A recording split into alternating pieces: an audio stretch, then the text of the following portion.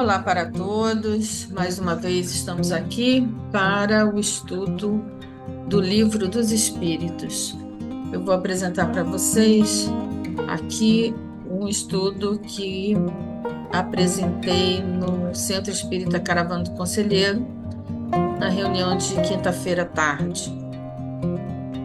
Vou compartilhar.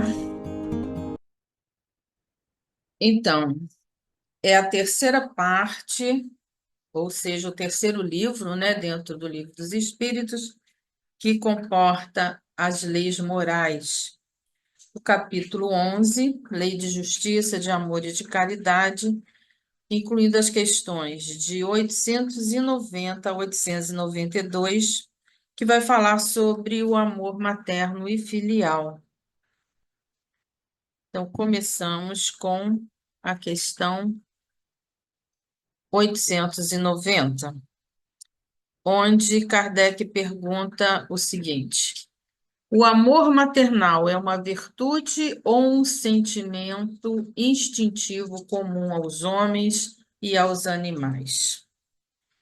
E aí, os espíritos respondem o seguinte: uma e outra coisa. Então, é virtude ou é instinto? Eles dizem tanto é virtude como é instinto, é uma e outra coisa.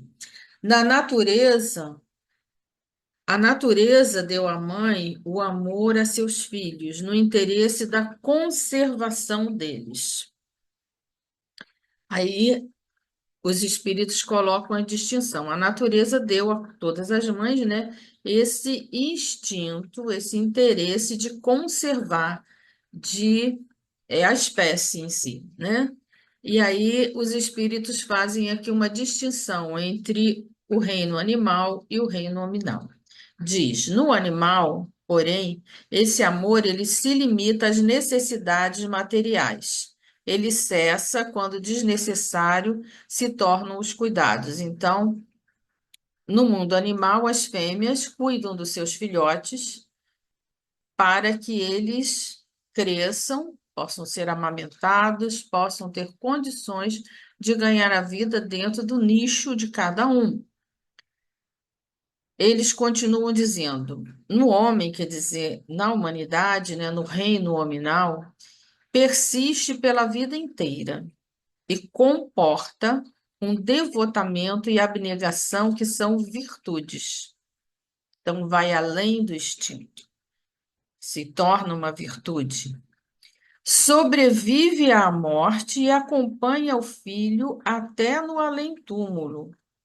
Bem vedes que há nele coisa diversa do que há no amor do animal.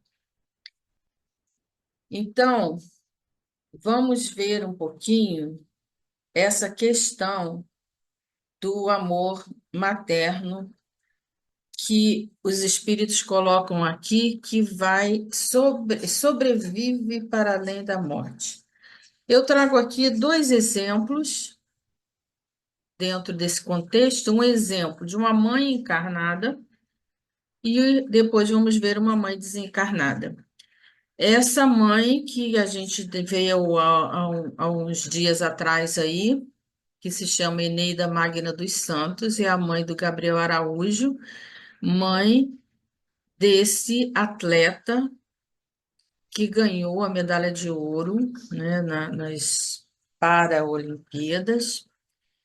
E é interessante, né, quando ela diz que quando ele nasceu, né, ela, lógico que nenhuma mãe espera ter um filho com qualquer dificuldade, com qualquer necessidade especial, mas que ela amou desde sempre esse filho.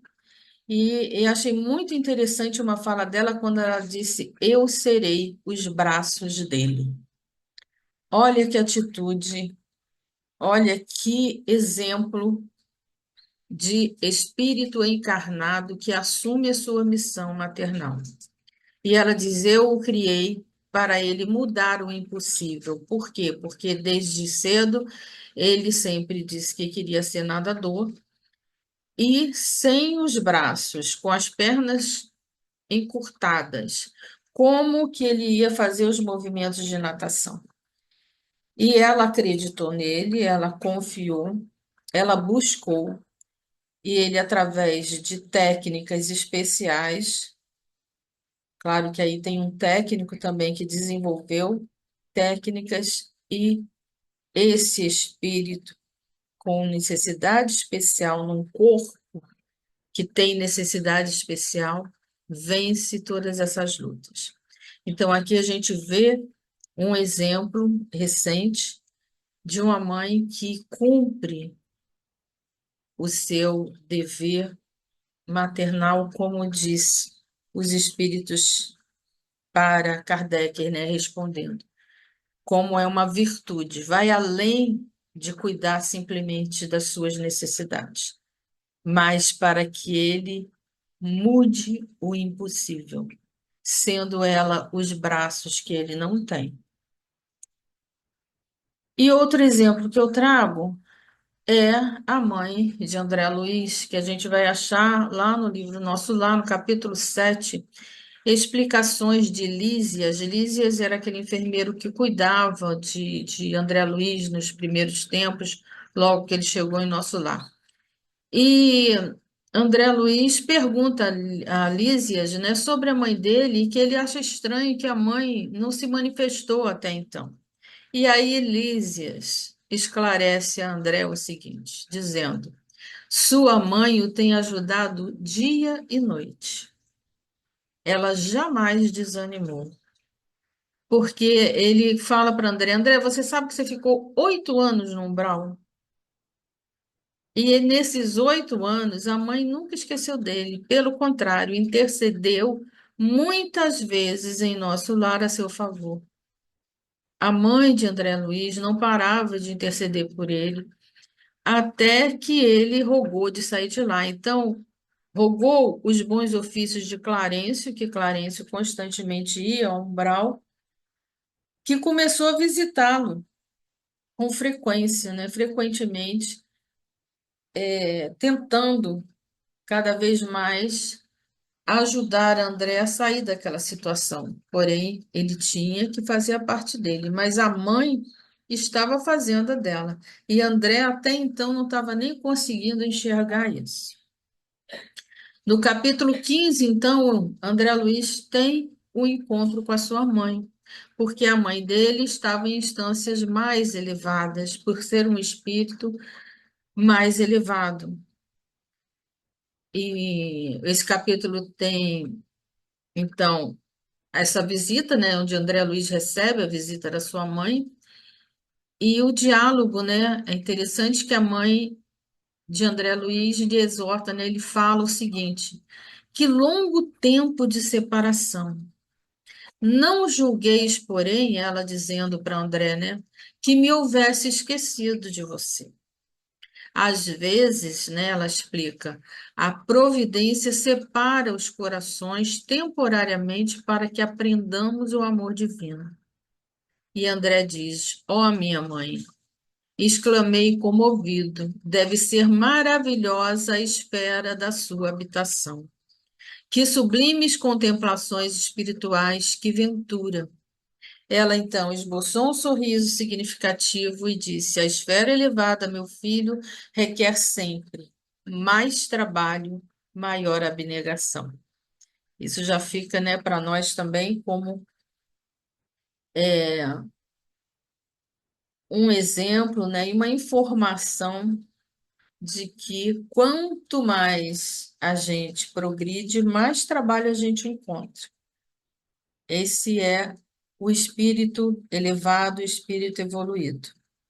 Então, dentro dessa questão, fica claro de que o amor maternal que desculpe, Kardec pergunta aos espíritos, é não só um instinto, ele é um instinto ainda no reino animal, por onde todos nós passamos, um momento de aprendizado, mas ele se torna uma virtude sublime e uma virtude que vai além da encarnação para todo o sempre.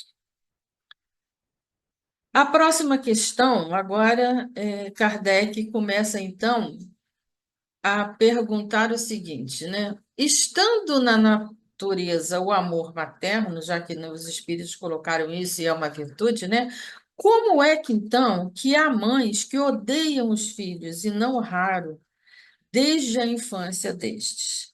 Então Kardec agora, né, tem uma dúvida que todos nós temos. Se o amor maternal é uma virtude, por que que existe tanto conflito e existem mães que a gente vê, né, também aí fazer coisas mirabolantes, né, vamos dizer.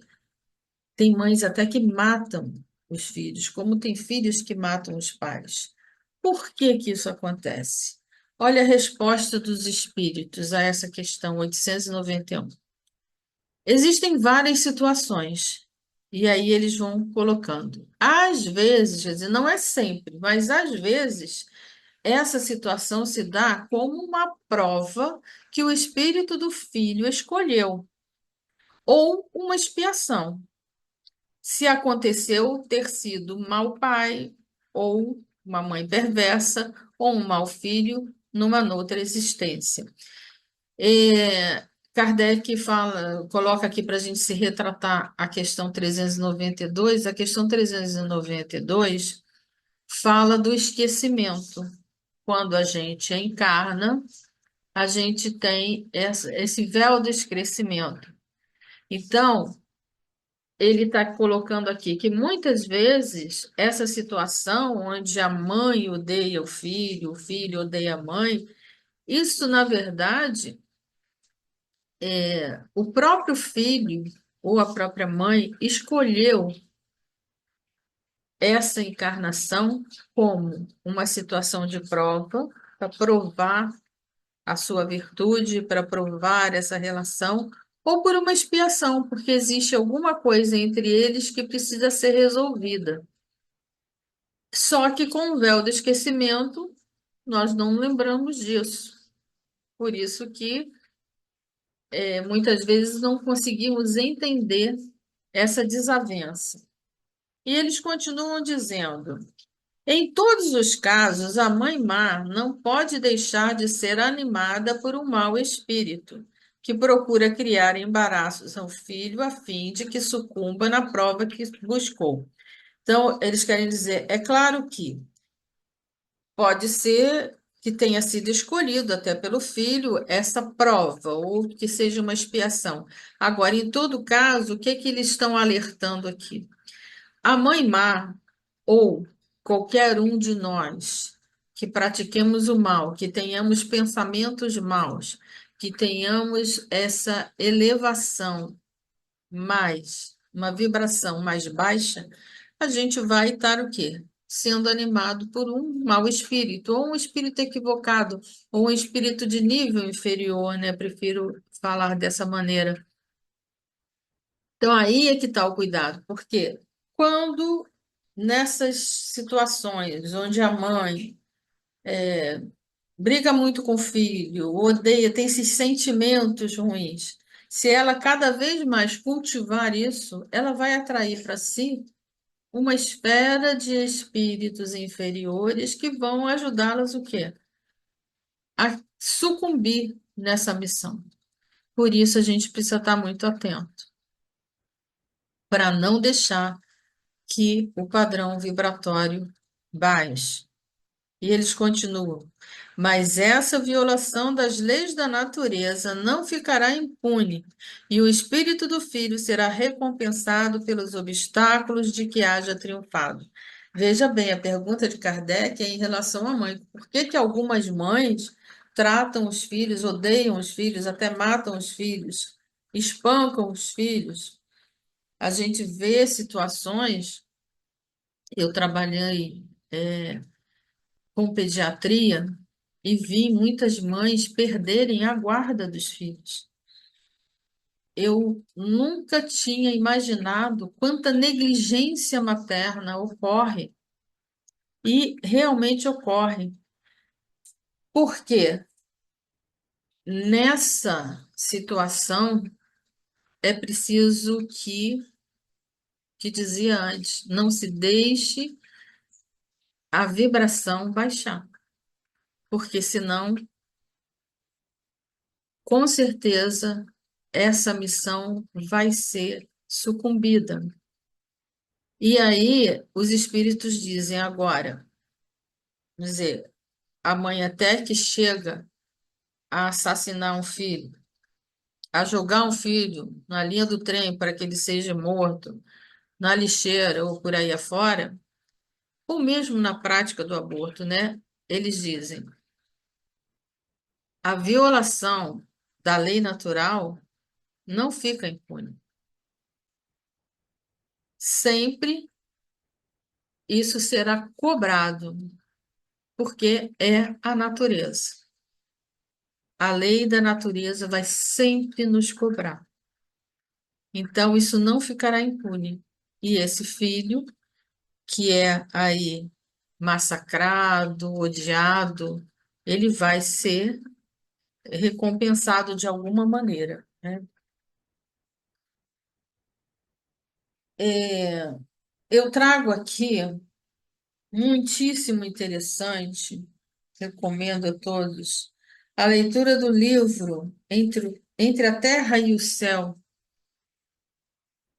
psicografia de Chico Xavier, onde André Luiz nos conta, nesse livro, é muito interessante porque André Luiz, médico, Hilário, também médico, eles vêm junto com Clarencio, que é um instrutor, um espírito mais elevado, eles vêm em missão na Terra em várias situações.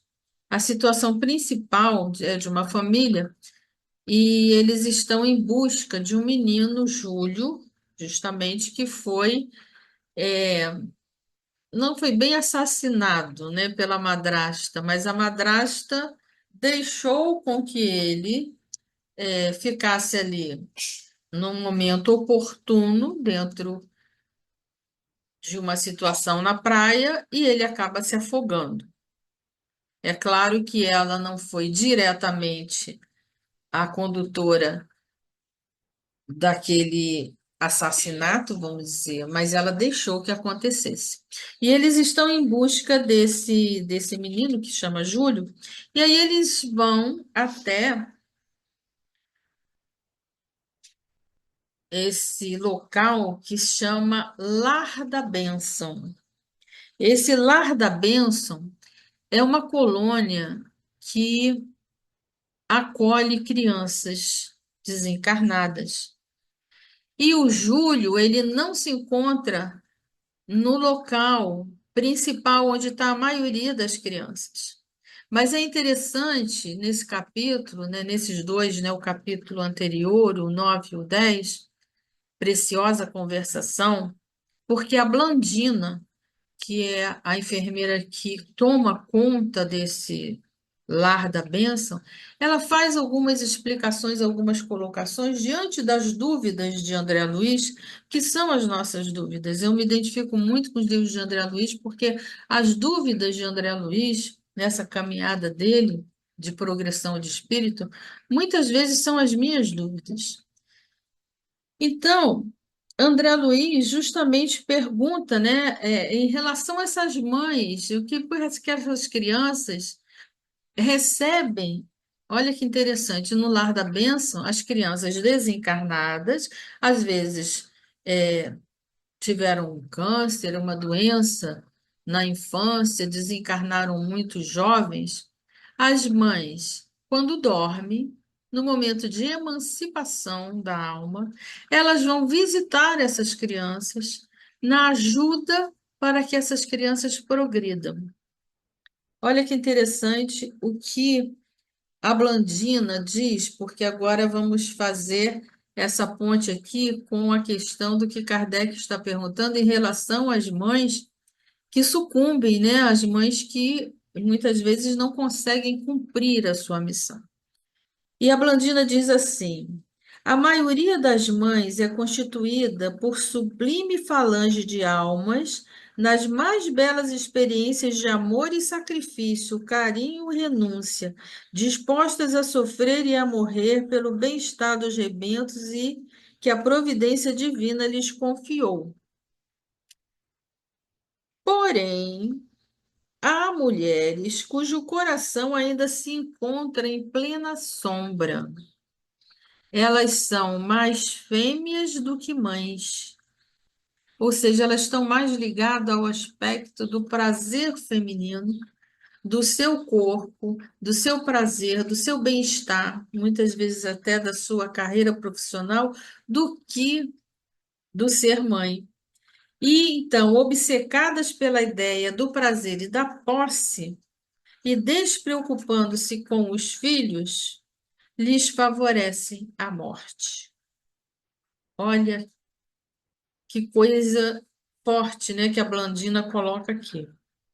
Ela chega a dizer que o infanticídio inconsciente e indireto é largamente praticado no mundo. Então, quer dizer, a mãe pode até não ter a consciência de que está fazendo o quê? Está matando aquele filho. Às vezes por uma escravização, por uma conduta escravizante, por uma conduta tão enérgica que ela acaba matando, sucumbindo dentro daquele espírito a vontade de viver, a vontade de vencer e de fazer o bem, e cultivando uma relação de ódio que não é bom. E aí, mais para frente, ela diz assim: temos irmãs que, por nutrirem pensamentos infelizes, envenenam o leite materno. Olha que coisa grave, né? Quando que a gente pensa nisso, né? Através do pensamento, olha que eu falava ainda agora, né, da questão do padrão vibratório, que a gente atrai espíritos inferiores. Mas olha a força do pensamento aqui que Blandina coloca, que muitas mães podem chegar a envenenar o leite materno com os pensamentos ruins, né? Aquele pensamento de negação daquela criança, de não querer, não quero amamentar. Quantas mães, eu passei muitas vezes por essa situação, a mãe que não quer amamentar de jeito nenhum, que recusa dar o peito para a criança. É isso aqui que a Blandina está colocando. Comprometendo a estabilidade orgânica dos recém-natos. Vemos casais que, através de rixas incessantes, projetam raios magnéticos de natureza mortal sobre os filhos. Aquela situação dentro de casa, onde o casal briga tanto, a situação é tão conflitiva, que ela diz, né, chega a irradiar esses fluidos, né, magnéticos negativos. Arruinando assim a saúde, né, da criança e encontrando mulheres invigilantes que confiam o lar a pessoas ainda animalizadas que, a cata de satisfações doentias, não se envergonham de ministrar hipnóticos a esses entezinhos, né, essas crianças frágeis que reclamam desvelado carinho. E é interessante ainda, né, fechando, porque não vou ler o livro todo aqui, né, mas é muitíssimo interessante, fica aí a dica, Entre a Terra e o Céu, tem vários casos interessantíssimos aqui. E Júlio, voltando à história de Júlio, que eles foram lá para visitar Júlio, Júlio não consegue receber a visita da mãe emancipada, por quê? Porque ela está num padrão vibratório tão inferior, tão baixo, com tantas situações no mundo material, que ela não consegue um padrão para visitar o filho ainda. Então, o Júlio está sofrendo, ainda lá no Lar da Bênção, numa ala onde tem as crianças, né, em espíritos mais agravantes, e que são acolhidos pelas mães ali espirituais, porque a mãe da terra não consegue, nem emancipada, ir lá. Então, é interessante isso, né, da gente ver essa questão que Kardec, né, dentro do tema aqui que a gente está refletindo, do amor materno e filial, essas situações que seriam muitas vezes situações de prova, de expiação, e que muitas vezes são oportunidades perdidas, quando as pessoas não conseguem viver essa situação de prova, de expiação. E é claro, aí você vai carregar para uma outra encarnação essa situação que não conseguiu resolver ainda nesta encarnação, né? Então, Blandina, né, coloca, né, toda essa explicação aqui sobre essa missão materna lá no Lar da Bênção. Questão 892. Agora, Kardec pergunta o seguinte: e quando os filhos causam desgosto aos pais, eles seriam, então, desculpáveis por não terem para com eles a ternura que o teriam, em caso contrário? Então, esses pais poderiam ser desculpados quando os filhos não tratam bem os pais, né? Largam os pais de mão. E aí, os espíritos dizem o seguinte: não. Olha que interessante, hein? Eles não colocam aqui pode ser ou não pode não ser, não. Eles são categóricos em dizer que não. Não são desculpáveis, porque isso representa um encargo que lhes é confiado e a missão deles consiste em se esforçarem por examinar os filhos para o bem. Então, a missão é missão, sempre será missão. E nada vai desculpar o fracasso da minha missão. Demais, esses desgostos são, a miúde, a consequência do mau feitio que os pais deixaram que seus filhos tomassem desde o berço. Colhem o que semearam. É claro que cada caso é um caso, mas a gente nunca pode julgar que aquele ser que está sendo abandonado nem justifica, porque nenhum filho deve abandonar os seus pais. Mas muitas vezes aquele idoso ele está sofrendo a consequência do que ele semeou. É isso que os espíritos estão querendo dizer. Porque muitas vezes não cumpriram também muito bem a sua missão. É claro que o filho também está deixando aí de lado a oportunidade de ser virtuoso, né? Mas muitas das vezes aquele abandono, aquela falta de zelo é consequência daquilo que se semeou. Por quê? Lembra da questão anterior? Mães que odeiam seus filhos?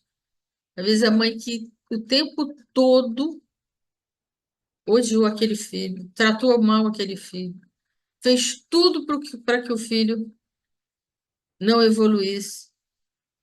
Foi sempre um tropeço para aquele filho. Negou o peito, negou de levar para a escola, de tirar, ir buscar na escola, de ajudar a fazer o dever de casa, de incentivar, de ir na hora das dificuldades, botar para cima, como a dona Eneida lá, que ajudou, que foi os braços daquela criança especial. Não, mãe, vou largar de mão, eu, hein? Não tem braço, não tem perna, isso aí deixa vegetar. Não precisa nem estudar. Para quê? Não tem perna, não tem braço. Ela não podia ter tido uma atitude dessa. Então, muitas vezes, essa situação é a colheita do que se plantou. É isso que os espíritos estão querendo dizer. Na pergunta 582, que aqui, essa essa pergunta Kardec fala para a gente retomar essa questão 582. Kardec pergunta aos espíritos se pode se considerar como missão a paternidade. Paternidade quer dizer missão de pais, de mãe e de pai. E os espíritos dizem, olha, que é sem contestação possível uma verdadeira missão. É, ao mesmo tempo, grandíssimo dever e que envolve mais do que o pensa o homem, a sua responsabilidade quanto ao futuro. Então, a missão maternal, ela deve ser uma virtude e ela deve ser cumprida. E colheremos aquilo que semearmos.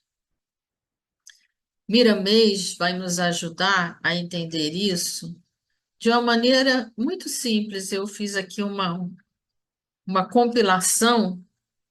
Veja bem, na lição 24, mães que odeiam os filhos, ele vai dizer o seguinte: existem algumas mães que odeiam os filhos, né? Isso é fato e a gente conhece. Como existe também filhos que não toleram as mães, não aguentam aquela mãe daquele jeito. Às vezes até uma super mãe, né? A mãe que sufoca o filho de tanto carinho, de tanto cuidado. Então, você tem os dois lados. Você tanto tem aquela mãe que odeia o filho, diz Miramês, e tem o filho que também não tolera a mãe. Isso aí é fato. As mães que odeiam seus filhos ainda são espíritos que dormem em relação ao amor. Olha o que Miramês diz. Os filhos que maltratam seus pais se encontram nas trevas dos entendimentos superiores. Então, o que Miramês quer nos dizer é que estamos todos no mesmo barco de aprendizado. Todos tendo oportunidades para crescer. E quando temos essas atitudes, é por quê? Porque estamos adormecidos no amor, não sabemos o que é amar verdadeiramente e estamos nas trevas dos entendimentos superiores. Por quê? Estamos só no material. Ainda não conseguimos encontrar o espiritual, o que nos eleva. E ele continua dizendo: entretanto, não estão perdidos, pois o tempo lhes vai mostrando a realidade. Sempre há oportunidade. Muitas vezes, situações, e eu pude constatar na minha profissão e vivendo com cuidado em pediatria, principalmente com o câncer, quantas situações que pareciam perdidas são reencontradas na hora da doença. Quantas mães assumem a maternidade na hora que o filho se encontra doente? Quantos pais que abandonaram seus filhos encontram a paternidade na hora que o filho fica doente? Na hora que precisa de um transplante, na hora que precisa do cuidado no hospital. Então, olha o que Miramês diz: a vida constitui uma semeadura. Ao colhermos o que plantamos, a razão nos fala que não nos convém a violência, a maldade, o ódio, o ciúme, o orgulho e o egoísmo. Essas não são virtudes, essas não são atitudes que vão nos fazer crescer. Oportunidades vão surgir sempre, mas precisamos acolher essas oportunidades, viver essas oportunidades, assumir essas oportunidades. A vida constitui uma semeadura, diz Miramês. Não o tempo não está perdido, porque sempre haverá uma realidade à nossa frente para enfrentar, uma oportunidade para reconciliação, para se provar o amor maternal e o amor filial. E para terminar, eu trago aqui algumas recomendações, porque diante disso tudo, elas dizem, bom, e diante disso tudo, o que que a gente faz? Diante das situações difíceis, das mães difíceis, a gente sabe disso, a gente encontra, né? Quantas pessoas que têm muita dificuldade com a mãe que parece que não valoriza em nada aquele filho. E quantos filhos que também não valorizam em nada seus pais? Quantos conflitos familiares se dão? E aí, o que que a gente faz diante disso? Qual é a solução? Então, algumas recomendações dentro da doutrina espírita nos são dadas. Primeira coisa, a prece. A prece é, sem dúvida, aquilo que não pode faltar nunca, nunca. Se deixamos de conversar, de elevar o nosso pensamento a Deus, nós vamos sucumbir, com certeza. Então, a prece é o primeiro passo que todos nós não podemos esquecer e deixar de fazer. Segundo, o Evangelho no Lar. O Evangelho no Lar é outro momento, é um momento sublime dentro da família.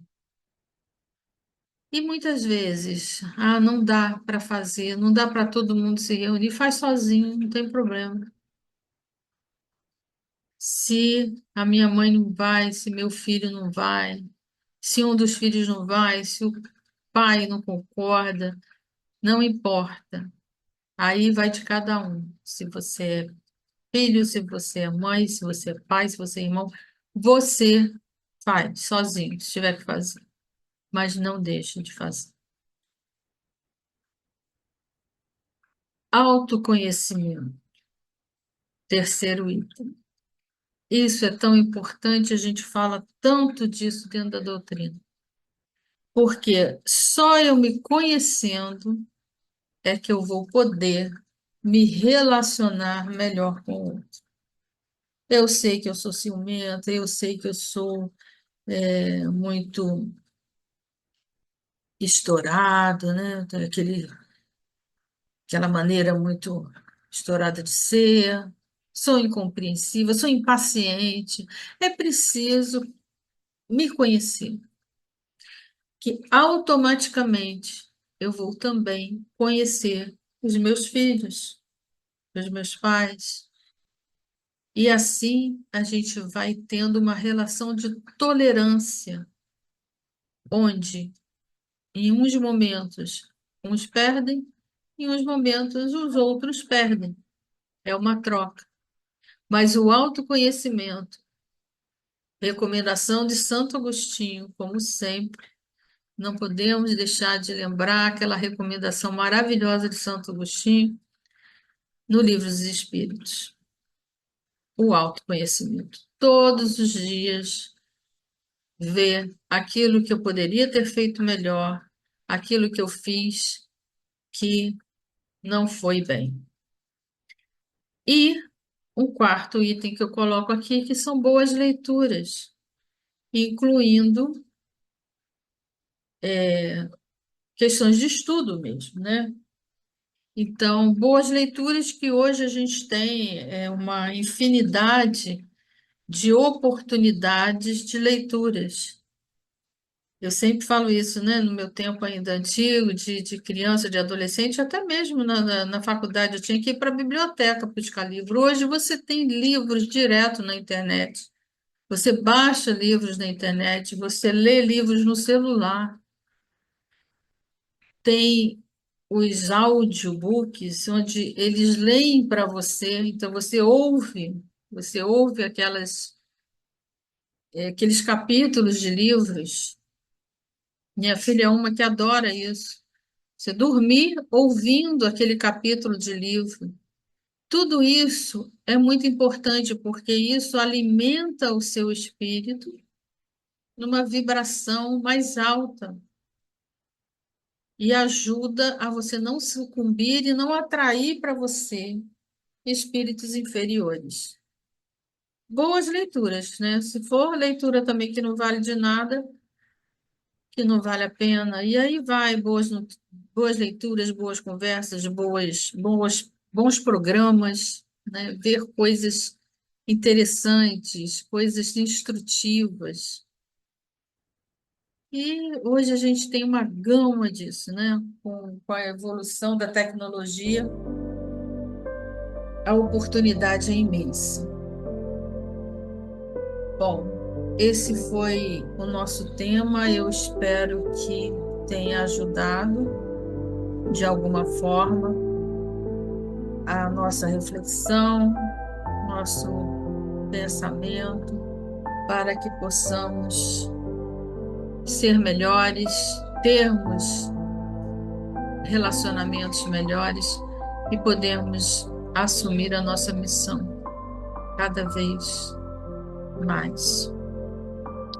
Pai de infinita bondade e misericórdia, te agradecemos imensamente a oportunidade que nos dás dos estudos, de todos os espíritos que vêm nos trazer através dessas psicografias, a oportunidade de entender o mundo espiritual, de entender as nossas relações, de entender como devemos proceder no nosso dia a dia para alcançarmos, enfim, a progressão espiritual.